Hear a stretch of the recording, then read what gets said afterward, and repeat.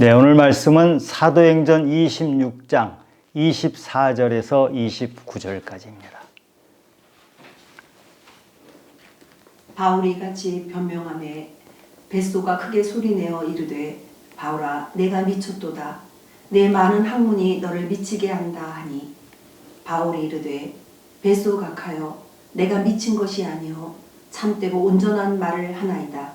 왕께서는 이 일을 아시기로 내가 왕께 담대히 말하노니 이 일에 하나라도 아시지 못함이 없는 줄 믿나이다. 이 일은 한쪽 구석에서 행한 것이 아니니이다. 아그리빠 왕이여 선지자를 믿으시나이까? 믿으시는 줄 아나이다. 아그리빠가 바울에게 이르되 내가 적은 말로 나를 권하여 그리스도인이 되게 하려 하는도다. 바울이 이르되 말이 적으나 많으나 당신뿐만 아니라 오늘 내 말을 듣는 모든 사람도 다 이렇게 결박된 것 외에는 나와 같이 되기를 하나님께 원하나이다. 아멘. 시골 가난한 마을 톤주에서 국립대 의대에 나온 사람이 57명이 다 의사가 되었어요. 그런데 의사들이 다 공통점이 있어요.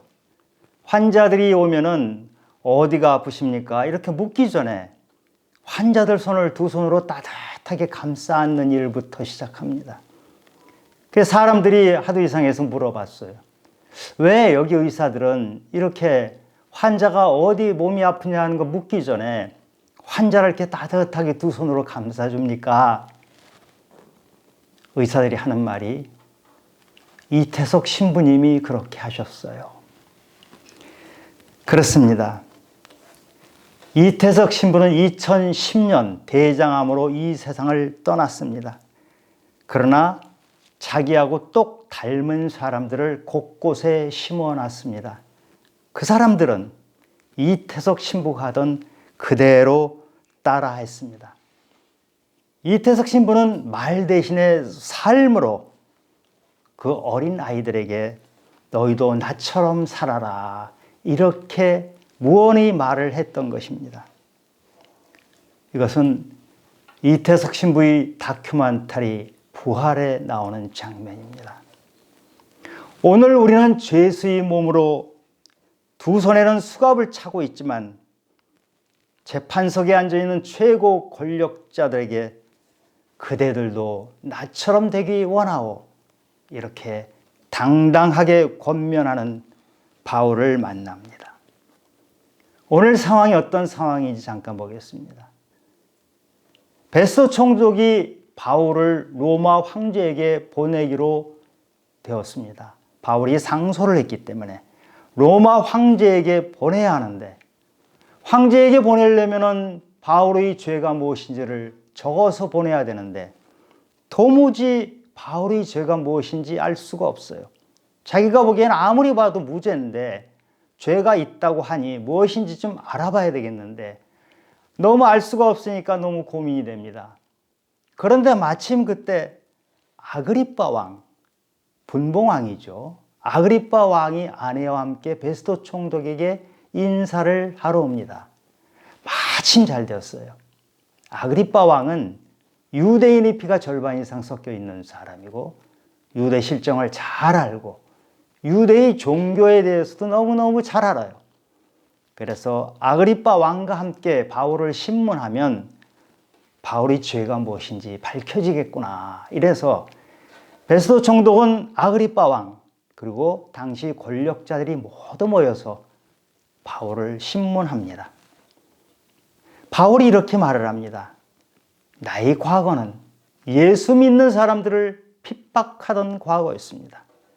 나는 다메섹에서 예수님을 만났습니다. 나는 예수님을 만나고 나서 변해서 복음을 전하러 다녔습니다.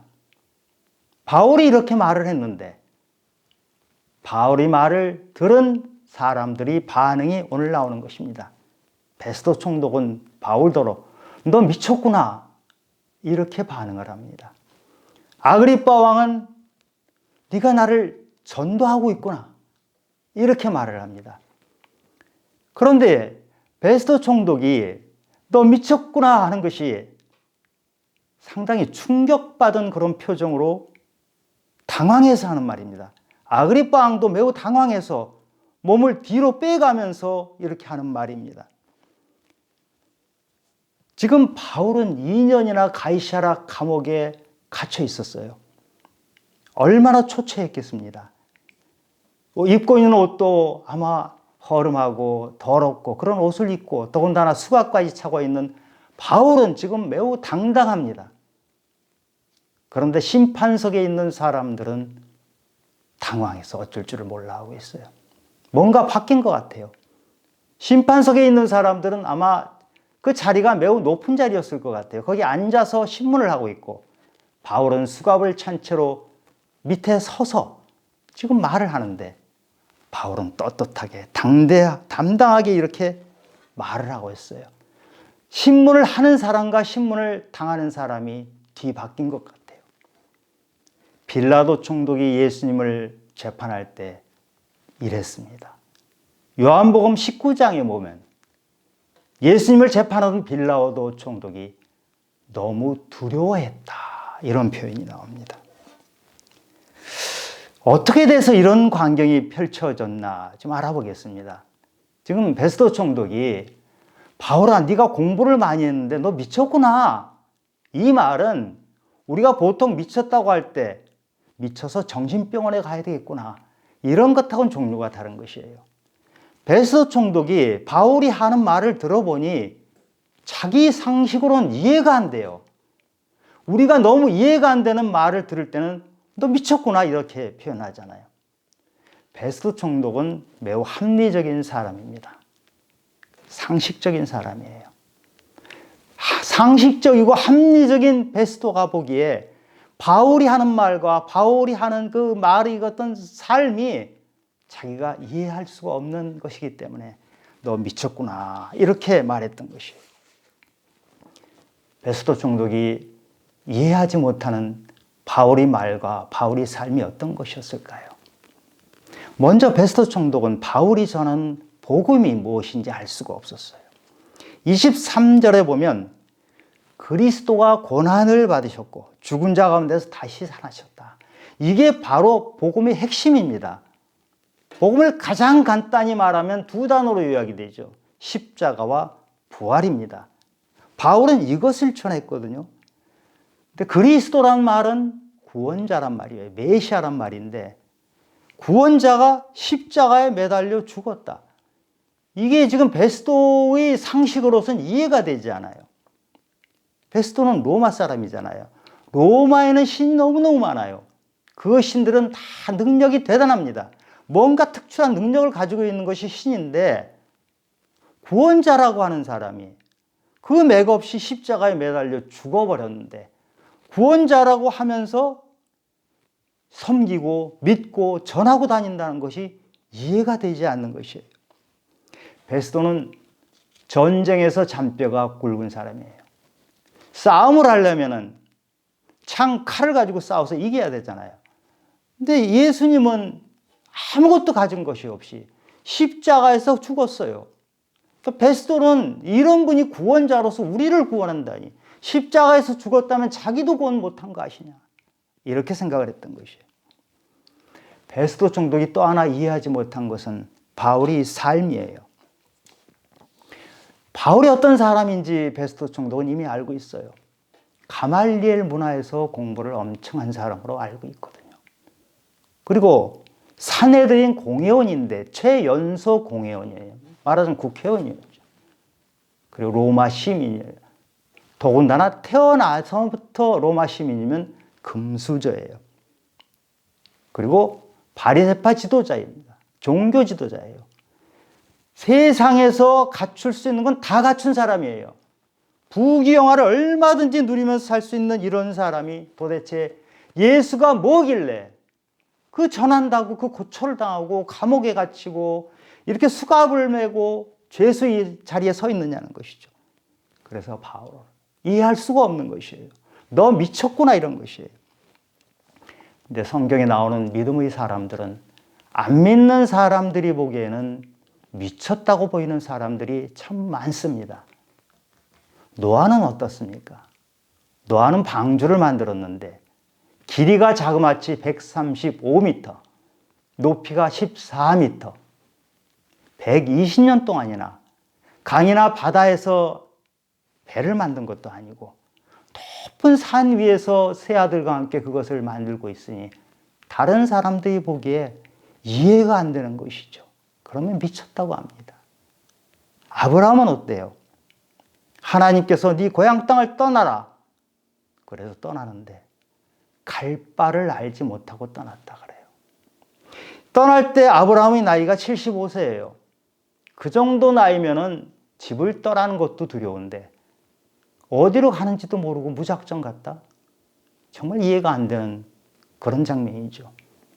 더군다나 아브라함이 99세가 됐을 때 하나님이 다시 나타나셔서 네가 아들을 낳을 것이다. 그런데 아브라함이 그 말씀을 믿어요. 그때 아내 사라의 나이가 89세예요. 10살 차이가 나거든요. 여자 나이 89세에 어떻게 임신을 합니까? 그런데 믿는 것, 이것이 이해가 되지 않는 것이에요. 또 한번 모세를 볼까요?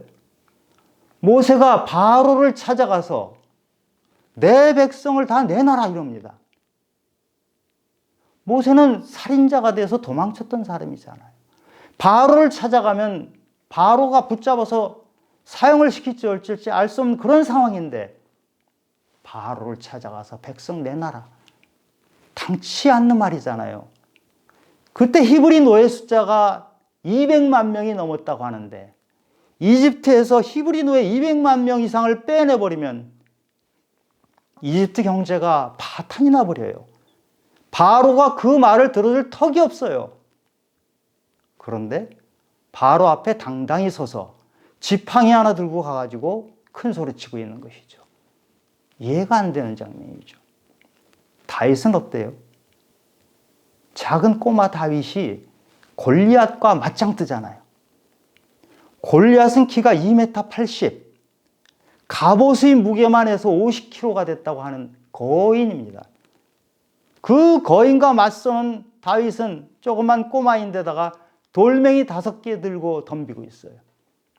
이게 이해가 안 되는 장면이잖아요. 이 사람들이 어떻게 이런 행동을 취할 수 있죠? 다윗이 하는 말을 들어볼까요? 사무엘상 17장 45절에 보면 골리앗에게 이렇게 말합니다. 너는 칼과 창과 단창으로 내게 나아오거니와 나는 만군의 여호와의 이름 곧 내가 모욕하는 이스라엘 군대의 하나님의 이름으로 내게 나아가노라. 싸움을 하려면 골리앗처럼 칼, 창, 단창 이런 거 가지고 나가는 게 상식적이잖아요. 그런데 다윗은 그런 거 하나도 없이 오직 하나님의 이름만 의지해서 나갔다 그래요. 그런데 사실 그 싸움에서 이기잖아요. 이게 믿음이에요. 상식을 뛰어넘는 믿음인 것이에요. 베스도 총독이 바울에게 너 미쳤구나. 그러니까 바울이 어떻게 대답합니까? 25절에 바울이 이르되 베스도 각하여 내가 미친 것이 아니오 참되고 온전한 말을 하나이다. 참되고 온전한 말 하나이다. 이 말은 내가 지금 맑은 정신으로 진실을 말하고 있습니다. 내가 하는 말은 거짓이 아니고 진리입니다. 예수님이 십자가에서 죽었다가 다시 살아나신 것, 이것은 진리입니다. 진리는 영원한 것입니다. 시간과 공간을 초월하는 것이에요. 상식에 갇히질 않습니다. 상식의 눈만 가지고 보면 진리를 이해할 수가 없어요. 그래서 고린도전서 1장 18절에서는 십자가의 도가 멸망하는 자들에게는 미련한 것이다 이랬어요. 멸망하는 자들은 예수를 믿지 않는 베스도같이 상식이 전부인 줄 알고 사는 사람들에게는 십자가의 도, 복음을 믿는 사람들이 하는 삶이란 것이 미련하기 짝이 없는 것이에요. 그러나 구원을 받은 우리에게는 하나님이 능력이라. 우리같이 예수를 믿는 사람들에게는 복음이 바로 우리의 능력이다. 예수를 믿는다는 것은 하나님의 능력 안으로 들어가는 것입니다. 그러면 이 세상에서 상식으로는 이해할 수 없는 일들이 일어나요. 항상 기뻐하라. 항상 기뻐하는 것이 상식적으로 이해가 합니까? 범사에 감사하라. 어떻게 범사에 감사합니까? 상식적으로 불가능한 일들이 일어나는 것이에요. 우리가 십자가에 죽으신 예수님을 구세주로 믿는다는 것은 참 놀라운 일이에요. 내 생각과 내 경험과 내 지식 가지고는 믿을 수가 없는 것이에요. 근데 가만히 생각해 보세요. 우리가 진짜 중요한 것들은 상식적으로 내가 따져가지고 그래서 아는 것이 아니에요. 내가 이 세상에 태어난 것, 내가 태어난 것을 내가 검증했나요? 내가 따져봤나요?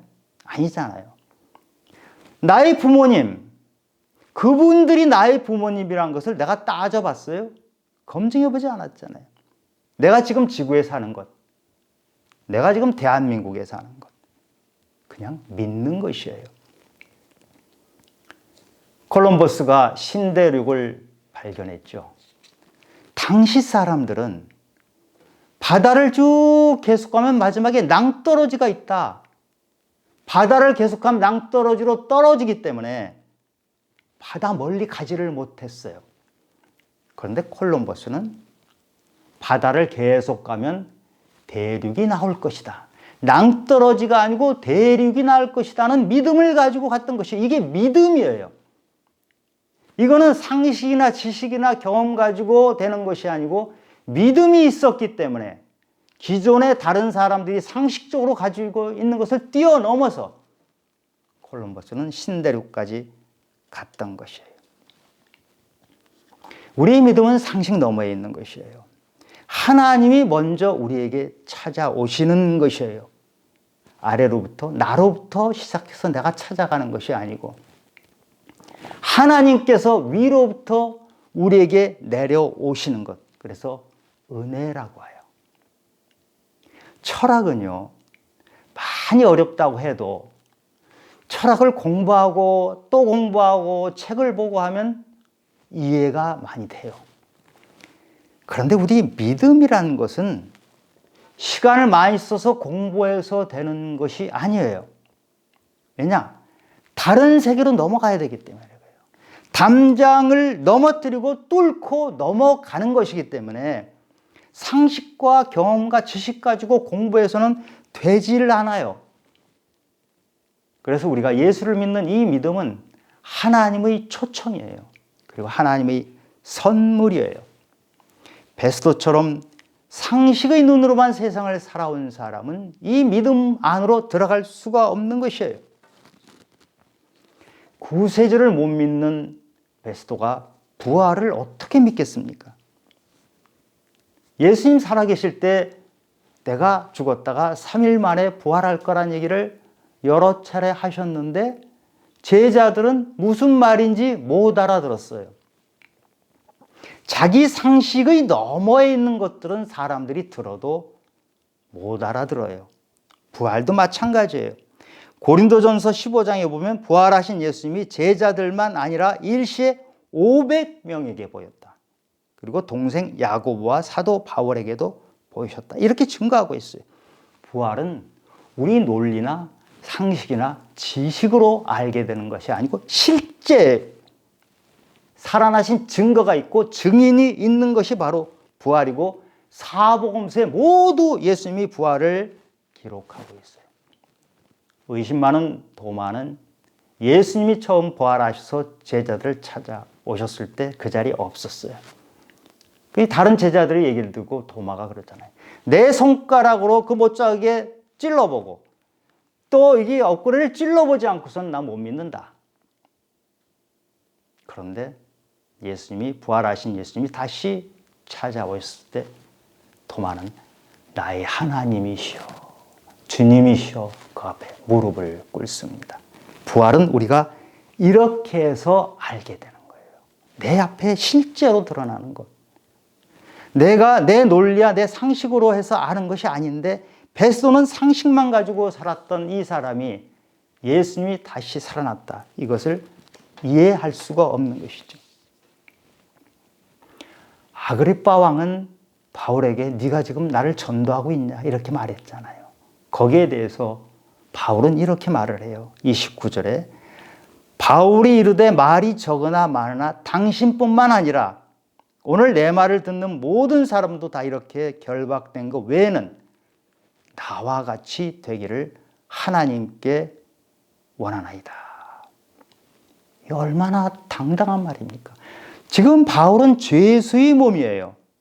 죄수의 몸으로 수갑을 차고 밑에 서 있는 사람이 위에 있는 재판하는 사람들, 베스도 총독, 아그리빠 왕 권력자들에게 그대들 나와 같이 되기를 원해요. 이렇게 말을 하고 있거든요. 보통 재판받는 사람들은 마음이 약해지잖아요. 정말 잘못했습니다. 다시는 이런 죄를 저지르지 않겠습니다. 한 번만 봐주세요. 뭐 이렇게 얘기하죠. 근데 바울은 전혀 그렇지 않았어요. 바울이 그대들이 나와 같이 되기를 바라오. 이게 무슨 뜻이에요? 그 안에 이런 뜻들이 들어있어요. 나도 당신들처럼 그런 자리에 앉아 있었던 사람이요. 나는 가말리엘 문화에서 공부를 해서 박사요. 나는 얼마나 많은 사람들에게 내 지식을 가르치고 다녔고 내 지식으로 모든 걸 다 해결할 수 있다고 생각했던 사람이요. 나는 사내들인 공회원이었어. 더군다나 최연소. 권력이면 안 되는 게 없다는 것을 너무 잘 알고 있어. 그리고 나는 로마 시민인데 그냥 로마 시민도 아니고 태어나서부터 대대로 로마 시민. 특권층, 금수저요. 남들이 안 되는 거 나는 로마 시민이라서 다 되는 그런 세상을 살았다고. 바로 당신이 서 있는 그 자리가 바로 내가 서 있던 그런 자리요. 그래서 나는 어떻게 했어요? 예수 믿는 사람을 죽이러 다녔어요. 스데반 죽였고 감옥에 쳐넣었고 결박시켜서 끌고 다녔고 나는 그런 것이 나 인생의 목표였어. 육신의 정욕, 안목의 정욕, 이생의 자랑이라고 하는 것. 쉽게 얘기하면 돈과 권력과 명예, 이게 나의 전부였어. 그것을 많이 가지면 가질수록 행복해진다고 생각을 하면서 열심히 도끼 품으면서 살았어. 그런데 이상한 것은 마시면 마실수록 갈증이 나요. 마치 바닷물처럼.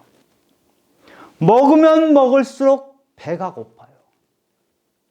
그리고 마시고 먹고 할수록 내 영혼은 삭막해지는 것을 알게 되었어요. 이게 나의 옛 모습입니다.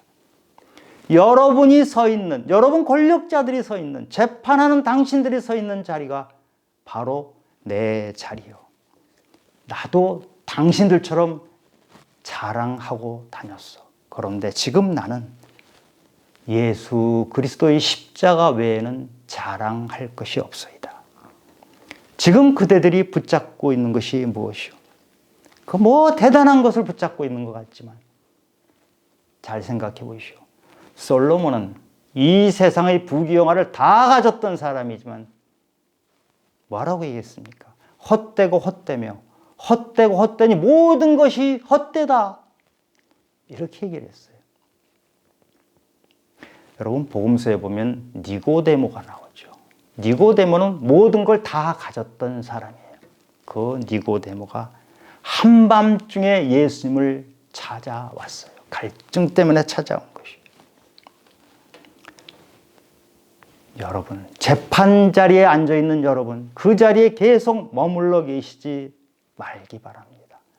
나처럼 믿음으로 들어오기 바랍니다. 예수님을 믿고 어둠에서 빛으로 들어오면 다른 세상이 펼쳐진다고. 전혀 다른 세상이 펼쳐지는데 잠깐 있다가 사라져가는 이 세상에서 그 헛된 것들을 그렇게 붙잡고 있는 것이 전부가 아닌 것을 깨달아야 돼요. 그러면서 하는 말이 그대들이 나와 같이 되기를 원합니다. 바울은 예수 믿는 믿음이 확실했던 사람이에요. 보통 사람들과는 정말 많이 달랐던 사람이에요. 이 세상이 감당하지 못할 사람이 바로 이 바울과 같은 그런 사람입니다. 이 세상의 어떤 것으로도 바울의 믿음을 흔들 수 없는 그런 믿음의 사람이었어요. 우리는 어떻습니까? 우리 예수 믿는 우리는 혹시 다른 사람들이 당신 예수에 미쳤구만 이런 얘기 합니까? 아니면 당신처럼 살고 싶소 이런 얘기 합니까? 아니면 당신들 나랑 비슷하구만, 예수 믿지만 비슷해서 함께 있으니 참 편하구만, 이 세상살이 나와 함께 신나게 재미있게 해봅시다, 괜찮소이다, 우리 같이 삽시다, 이렇게 다른 사람들이 우리를 평하고 있는 것은 아닌가요? 예수는 믿지만 이 세상에서 상식 가지고, 논리 가지고, 지식 가지고, 경험 가지고 사는 사람들과 별로 다르지 않은 삶을 살고 있는 것은 아닌가요? 저는 바울처럼 예수님에 푹 빠져서 이상용 목사, 당신 정말 예수에 미쳤구만, 이런 얘기 들으면 좋겠어요.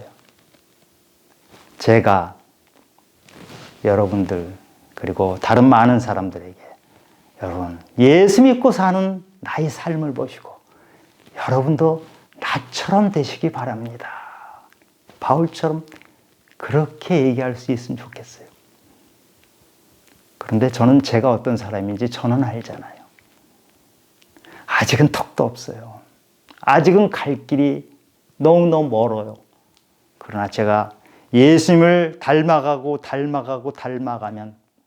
언젠가는 큰 바위 얼굴처럼, 바울이 했던 것처럼, 아, 이상용 목사가 정말 예수에 미쳤구나, 이상용 목사의 삶은 당신들도 나처럼 따라 하시오, 이렇게 말을 할 만하구나, 이런 말을 언젠가는 들었으면 좋겠다는 생각을 합니다. 저뿐만 아니라 여기 함께 예배드리는 우리 성도님들도 정말 예수에 미친 사람이네, 정말 예수 믿는 그 삶을 다른 사람에게 그대들도 나처럼 믿으시오 하는 그런 대단한 믿음의 성도님들이 되시기를 예수 그리스도 이름으로 축원합니다. 하나님 아버지, 바울은 죄수의 몸으로 수갑을 찬 상태지만 너무 당당하게 믿음이 무엇인지 말해주고 있습니다. 그리고 자기가 살았던 삶이 얼마나 당당했던 것인지 복음을 전했습니다.